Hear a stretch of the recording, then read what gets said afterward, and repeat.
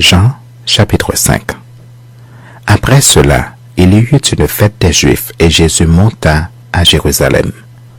Or, à Jérusalem, près de la porte des brebis, il y a une piscine qui s'appelle en hébreu Bethesda et qui a 5 portiques.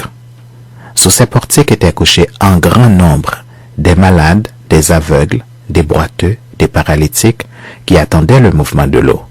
Car un ange descendait de temps en temps dans la piscine et agitait l'eau, et celui qui y descendait le premier après que l'eau avait été agitée était guéri, quelle que fût sa maladie. Là se trouvait un homme malade depuis 38 ans. Jésus, l'ayant vu couché et sachant qu'il était malade depuis longtemps, lui dit, « Veux-tu être guéri ?» Le malade lui répondit, « Seigneur, je n'ai personne pour me jeter dans la piscine quand l'eau est agitée. Et pendant que j'y vais, un autre descend avant moi. » « Lève-toi, lui dit Jésus, prends ton lit et marche. » Aussitôt cet homme fut guéri, il prit son lit et marcha. C'était un jour de sabbat.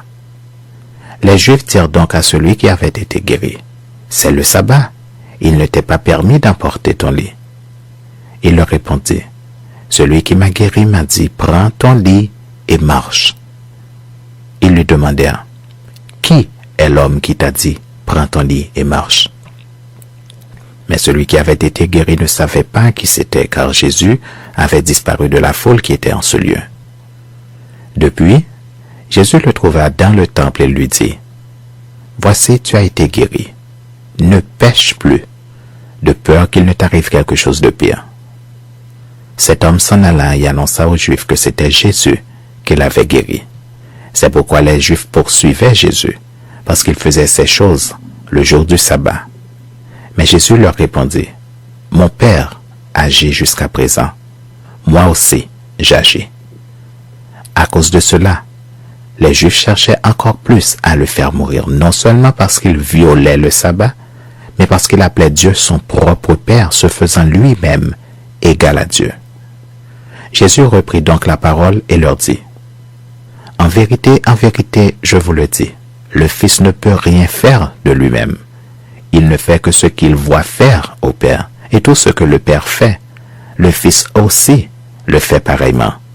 Car le Père aime le Fils et lui montre tout ce qu'il fait, et il lui montrera des œuvres plus grandes que celles-ci, afin que vous soyez dans l'étonnement. Car, comme le Père ressuscite les morts et donne la vie, ainsi le Fils donne la vie à qui il veut. Le Père ne juge personne, mais il a remis tout jugement au Fils, afin que tous honorent le Fils comme ils honorent le Père. Celui qui n'honore pas le Fils n'honore pas le Père qui l'a envoyé. En vérité, je vous le dis, celui qui écoute ma parole et qui croit à celui qui m'a envoyé a la vie éternelle et ne vient point en jugement, mais il est passé de la mort à la vie. En vérité, je vous le dis, l'heure vient, et elle est déjà venue, où les morts entendront la voix du Fils de Dieu, et ceux qui l'auront entendu vivront. Car, comme le Père a la vie en lui-même, ainsi il a donné au Fils d'avoir la vie en lui-même. Et il lui a donné le pouvoir de juger, parce qu'il est Fils de l'homme. Ne vous étonnez pas de cela, car l'heure vient, où tous ceux qui sont dans les sépulcres entendront sa voix et en sortiront. Ceux qui auront fait le bien ressusciteront pour la vie, mais ceux qui auront fait le mal ressusciteront pour le jugement. Je ne puis rien faire de moi-même, selon que j'entends, je juge, et mon jugement est juste, parce que je ne cherche pas ma volonté, mais la volonté de celui qui m'a envoyé. Si c'est moi qui rends témoignage de moi-même, mon témoignage n'est pas vrai. Il y en a un autre qui rend témoignage de moi, et je sais que le témoignage qu'il rend de moi est vrai. Vous avez envoyé vers Jean, et il a rendu témoignage à la vérité. Pour moi, ce n'est pas d'un homme que je reçois le témoignage, mais je dis ceci afin que vous soyez sauvés. Jean était la lampe qui brûle et qui luit, et vous avez voulu vous réjouir 1 heure à sa lumière.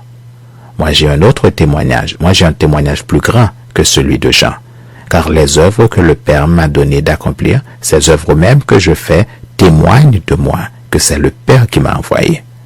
Et le Père qui m'a envoyé a rendu lui-même témoignage de moi. Vous n'avez jamais entendu sa voix, vous n'avez point vu sa face.